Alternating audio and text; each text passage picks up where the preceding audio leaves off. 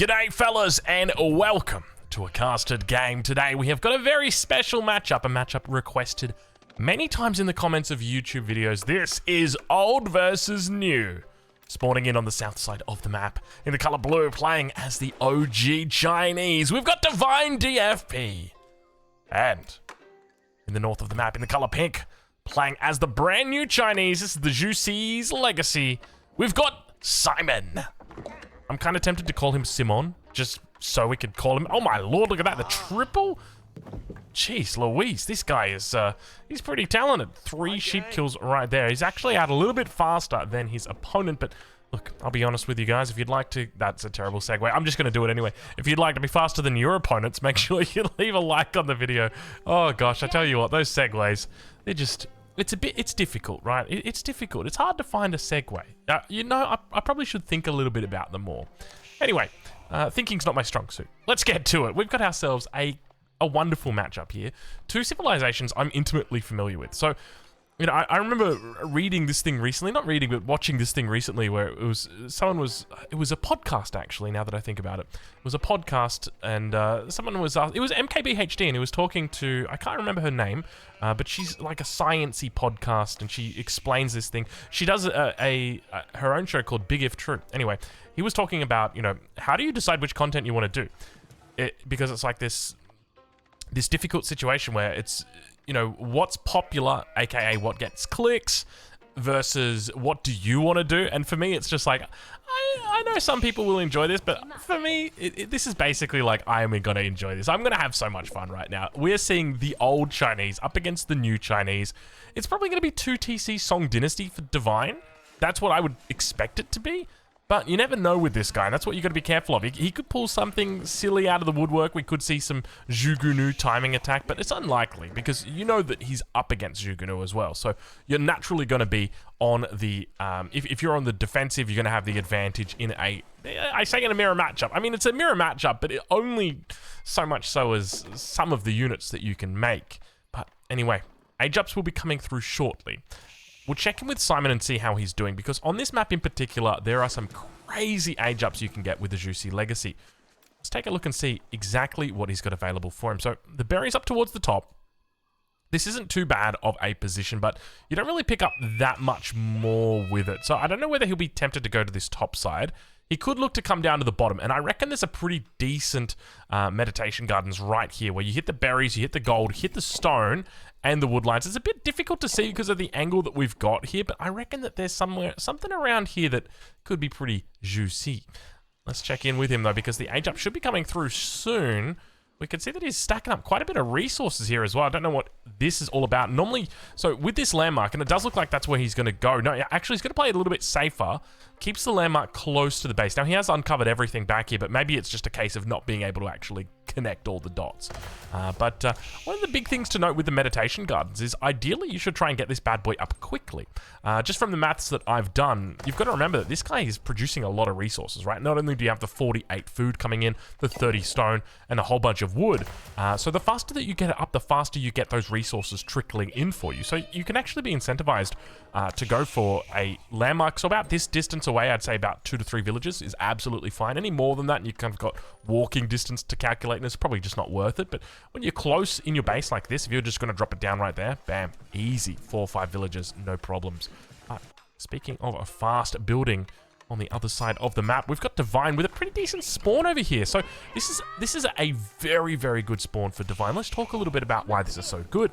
So this is a really good spawn because for the Chinese, what they love to do is they love to put their Barbican on their gold. And often when you're playing on maps like Dry Arabia as an example, your gold can spawn opposite your opponent, or rather opposite your opponent.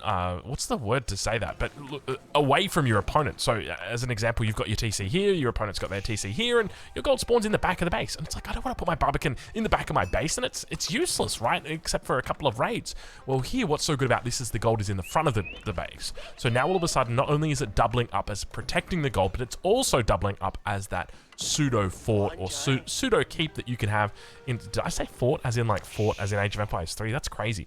You know, I'll be honest, I've been kind of thinking about, not really thinking about it, but I've been just kind of thinking about Age of Empires 3. I kind of miss that game. Sometimes I'll get a message from somebody. I got a message the other day from somebody about Age of Empires 3, and I was like, I actually said to him, he's a player of Age of Empires 4. You guys will know him, Soldier.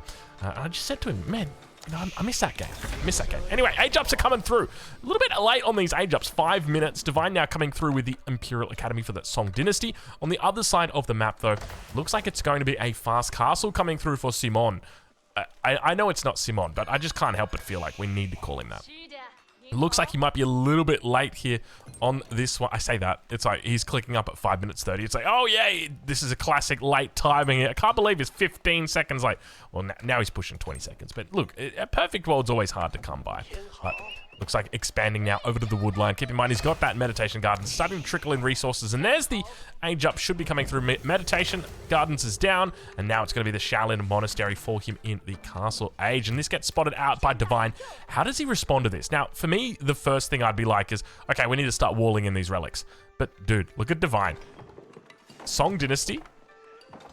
Town center not even yet thought about, and his opponent is going castle age. Do you just let them get the relics at this stage of the game? I mean, you could probably walk villagers out here to do it and get up in time. Just because you're playing Chinese, you do have the faster building walls. But realistically, I don't know, man. 620 is a decent time. Can I just say 620 is a really good time here for Divine, so he knows exactly what he's doing here. Song Dynasty felt a little bit late, but I guess it's about where you want it to be as long as you've got it before. I mean, yeah, you kind of want it pretty soon. But anyway, I think you could opt for a wall out here, a wall up towards this side, and then a wall just over here, just to try and force your opponent to make more units than what they have to, right? Because normally in this situation, what Simon wants to do is he wants to make 2 to 3 monks. That's pretty much it. And then from there, what he wants to do is then begin moving into his next unit. So a really good unit that pairs with the monk is the knight, and we can see him moving into the stable right now. But the problem is the knight's expensive, doesn't have a whole lot of siege. Whereas if they go for something like spearman, you've got triple the amount of siege for the cost that you're paying.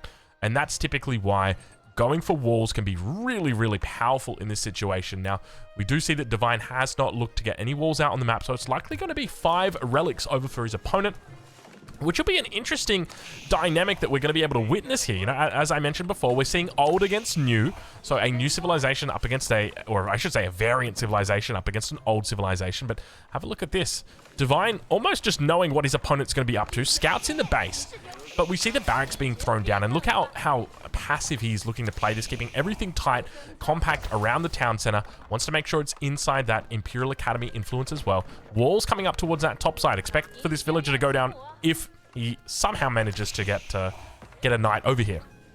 Or a lancer over here, but we do now start to see more villagers coming out. Now, does Simon have vision of this? Let's have a look and see. Doesn't look like it. The scout being a bit too overactive, I'd be tempted to say. But the first lancer is on the way. Outpost up on the gold. The consequence of not having your own Barbican. But the blacksmith now coming up as well. And have a look at this. He's gone for the triple. Not something that I've seen before off a fast castle.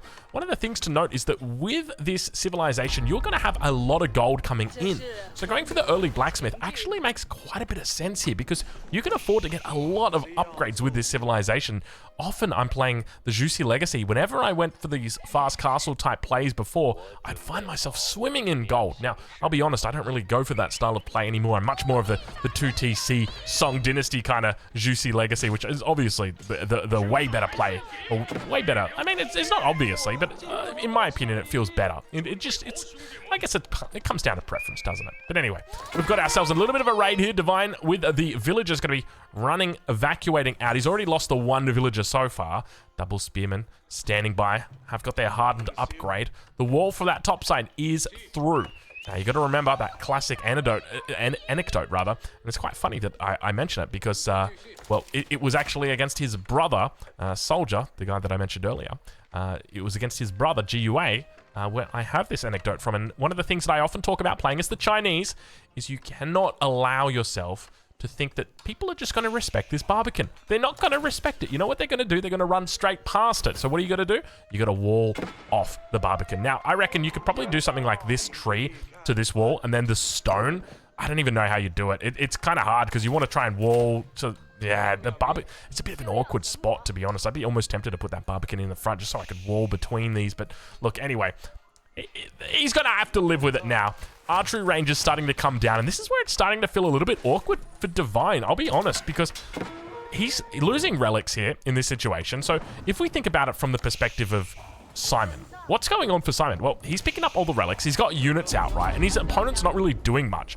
So what Simon can do behind this is he can go into 3TC, and I think that's 100% the best play to do it. Now, the question's going to be about what unit composition he looks to play, because at the moment, he's been somewhat shut down by these walls. Divine's done a pretty decent job, but I'll be honest, I feel like Simon could have come through and could have looked to punish. We've still got openings in walls along here, and there's plenty of cavalry out on the map here. Not to mention that palace guards are also coming out as well. So really starting to mix out in those units. We're right on board with him for a little bit. Siege Workshop is a trebuchet. Oh my lord, Simon just going for absolutely everything right now. This is kind of ludicrous. Simon, I don't think I've ever seen someone go for a 10-minute trebuchet. Ever. Let alone in this matchup. But the Zhukanu might actually start to make sense now for me. Looks like towards that top side, villager comes through. Gonna be just repairing the wall with Palisade Gate. For anybody who doesn't know, if you are sieging a wall, your opponent can come through and put a Palisade Gate where it once stood, that wall. Well, not where it once stood, but where it's standing. And essentially, it's just like building a brand new wall. They delay you. So you're always got to be aware of that, always trying to take out those villagers. 3 relics in the bag for Simon at this stage. 2 relics remain for him. We can see that one is on the map. The other one obviously going to be coming back. I don't know exactly where it is. I'm sure it's... There it is. There it is. It's on the way back. We'll see a monastery thrown down shortly. He's got plenty of wood in the bank. Have a look at this. 1,100 wood in the bank. Let's switch it over to income because income's going to start to be a pretty relevant factor here. Now, keep in mind, one of the big things to note in this situation is that Simon's Castle Age. Divine, he's only in the Feudal Age. So one of the big units in this situation is the Lancer. I'd almost be tempted to say to Simon, just go for Mass Lancer here, because if you're up against spears, they're only hardened spears. And hardened spears just absolutely get demolished by Castle Age Lancers, as long as they've got their upgrades. That's going to be the key factor here. They need to have those upgrades. That's going to do the difference. So just getting a little bit of extra attack, a little bit more armor will really help them out. So we'll keep an eye out for that. But Jiangnan Tower going to be coming down on the top side for Simon. He'll be heading to that Song Dynasty. Expect to see a farm transition coming through shortly, but at this stage he does have pretty decent map control, so he doesn't necessarily need to go into it, even though he's got plenty of resources in the bank. We start to see more production now coming down. He needs to wait for the Jiangnan Tower before this production lands. Does the right thing. He pulls off all the villagers. Very well timed there. Hopefully we see a monastery coming out for him shortly, just to get that 4th relic into the bag. He does have a 5th relic. I don't know whether he spotted it. It's right on the edge here. I don't think he has actually seen it. So a little bit of a mistake from him not scouting that one out. If we take a look at Divine on the other side, he scouted out pretty much everything by the back of the base, which is, of course, just a whole bunch of wood.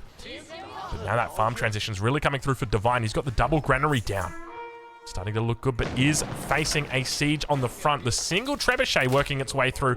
Mr. B's also coming out, making it very difficult now for Divine to deal with this. He needs to get Castle Age.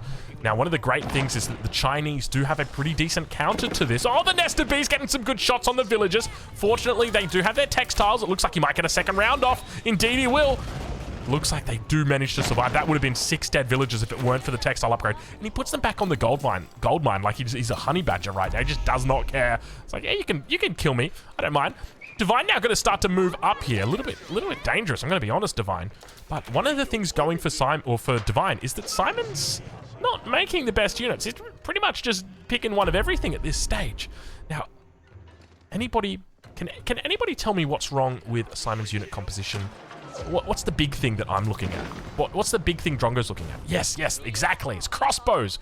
We don't need crossbows. Our opponent is still in the Feudal Age. And speaking of Feudal Age, we're making ourselves a feudal mistake right now as the Nestor Beast gets some shots off. Manages to take out a couple of villagers, but unfortunately he's going to go down. Second one completely idle. Spearmen going to make their way towards the front side. The Nestor Beast just scrambling to get safe. Sacred Victory's approaching. Get off my screen, Sacred Victory. I don't need to know about you in 27 different places. Just wait, there's going to be another pop-up that happens any second. I know that there always is. It'll come up. It'll come up. Anyway, back towards this backside of the base, we can see that the Knights, the Lancers have made their way through, and you can hear behind this the astronomical clock tower is going down somewhere. There it is in the back of the base. Nicely placed. Archery range coming up as well. It looks like Divine going to be moving into that ultimate combination the Spearman crossbow. One of the most powerful combination in the game. And I feel like that's probably the biggest weakness that Simon has demonstrated here is just the lack of cohesive units that he's been constructing. I think the Nest of Bees were a really good choice considering his opponent was still in the feudal age, but I feel like he just probably needed to go a bit heavier on cavalry. That would have made a lot of sense to me. And have a look at the gold that he's got at the moment. He's got 800 gold in the bank, which is exactly what happens when you've got all these relics. Now he's picked up 4 relics, yet still only has 3 in the bag. The 4th one has been thrown down on the ground, so yet to throw that one over to a monastery. It could be the case that his monk was bugged and he's just had to delete it, because I do remember the monk standing here earlier holding onto it, but maybe he's just dropped it down into the ground. We do see he does have 2 out on the map at the moment. Plenty more upgrades coming through. He's doing a good job at spending the resources. And how's he doing on villager count? Because so far he's taken out a lot of villagers from his opponent. 14 workers already taken out. Still a little bit behind though. Let's tune in with him and see how he's doing, because one of the things to look for the Juicy Legacy around this timing, maybe even a little bit earlier. No. No, no, no. You do... Okay. Okay. All right. Okay. Okay. We can get to some of it. All right. Okay. I was going to say one of the big things that we look for the Juicy Legacy is often they'll go into a 2 or even a 3 TC boom. But this works as well. And have a look at this. You've got reduced, where are we? Reduced market price. Wow, only paying 60 wood for the markets instead of 100. Ooh la la. I don't know if that's really taking advantage of your Song Dynasty, but I'll be honest, I don't mind it, and this is quite nice.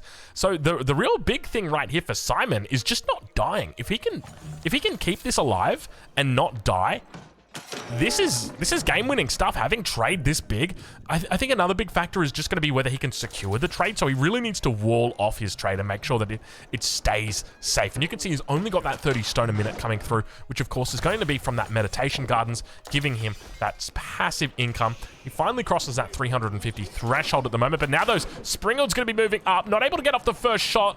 Looks like the counterweight Trebuchet will get pulled back here, and of course Divine shows his hand, lays the aces on the table and says, come on, what do you got? Well, unfortunately, it looks like he's got slightly faster aces as they just run away, but a couple Springalds, at least a single Springald, now going to be joining the party here for Simon. Now, one thing to note, okay, is Divine has got 22 Jugunu. So look at this military account, or military count rather, and just minus 22, because the Jugunu are basically useless.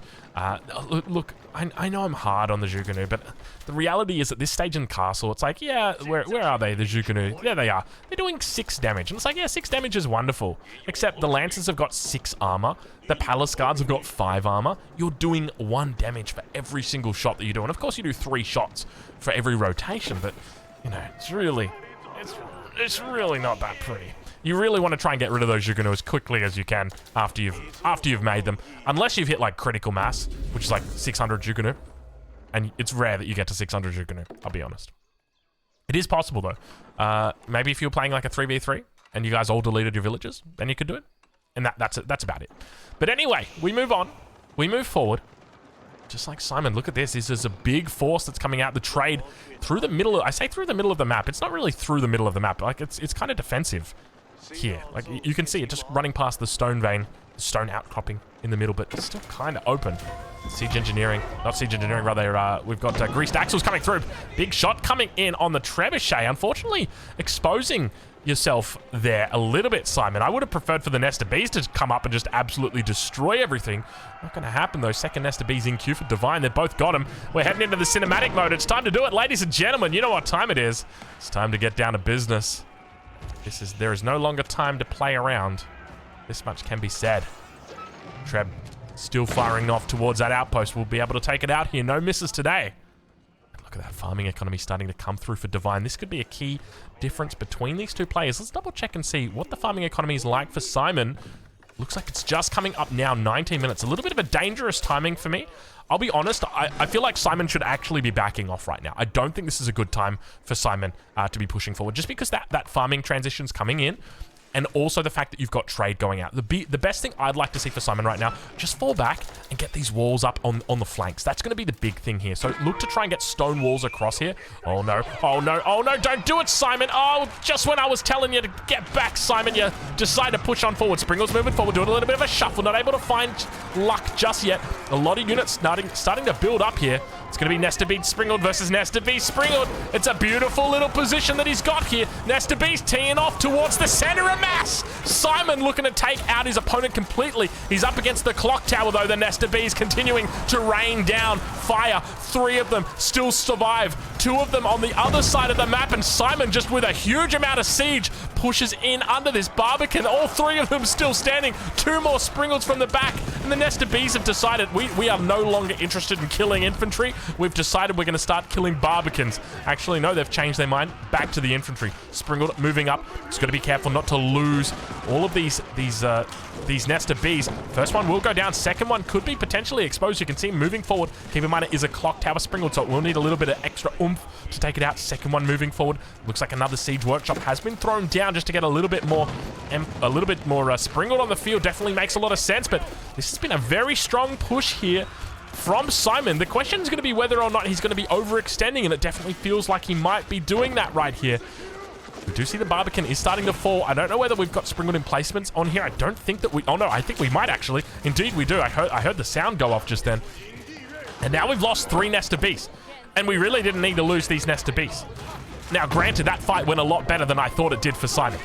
I will say that much. I thought it was going to go a lot more poorly, just mainly because you're up against those clock tower Springleds. But the reality was Simon somehow managed to get some extra shots off in the fights. I didn't see exactly what happened, but he did well. Now the matter is going to be whether he can spend this gold. One of the things I mentioned earlier on is that when you are going for this fast castle strategy with the Jussi Legacy, which, by the way, we've still only got 4 relics, 3 relics, one of which is on the ground, 5th one, which is over here, you have an excess of gold. Now, take a look at what Simon's got in the bank. I just saw 2,500 gold in the bank. That's not pretty.